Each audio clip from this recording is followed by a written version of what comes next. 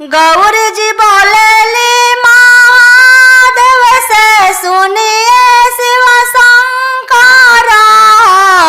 शिवजी चले काशी नाए पुत्र फलवा होई पुत्र फलवा मिली नो का तू काशी नाए बोता बोड़ो के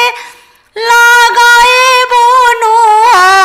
गौरा तार लिखल ना बालकवा कैसे के लाला होई कैसे के लाला नो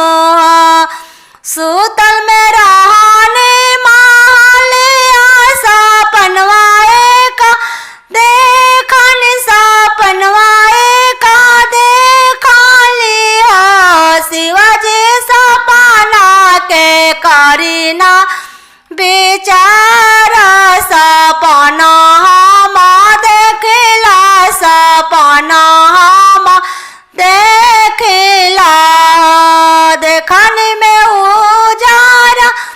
गैया तो बछड़ा सहिता आवे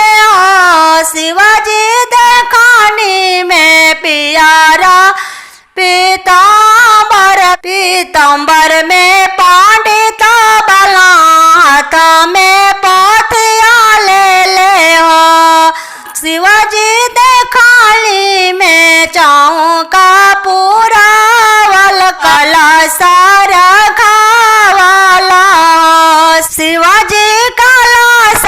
पर देखनी अमा फल गवत फारे गवध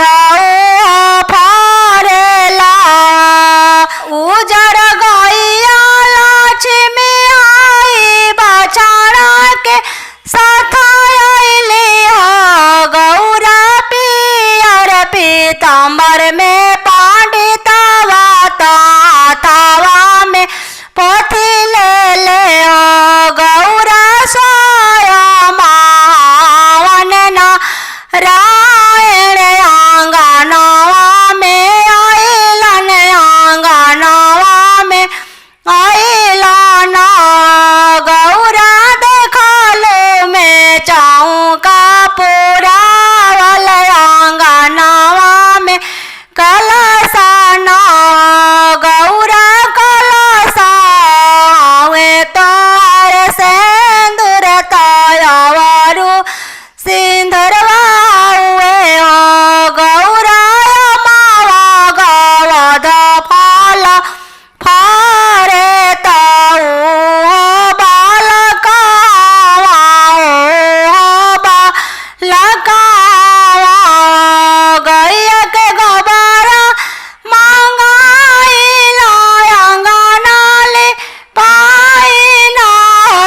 ललना ताई चौके बैठेलन महादेव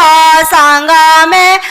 गौरा बैठा गोदी में गणेश चिता पियारा पीताम्बर पहनले पियारा पीताम्बर धारी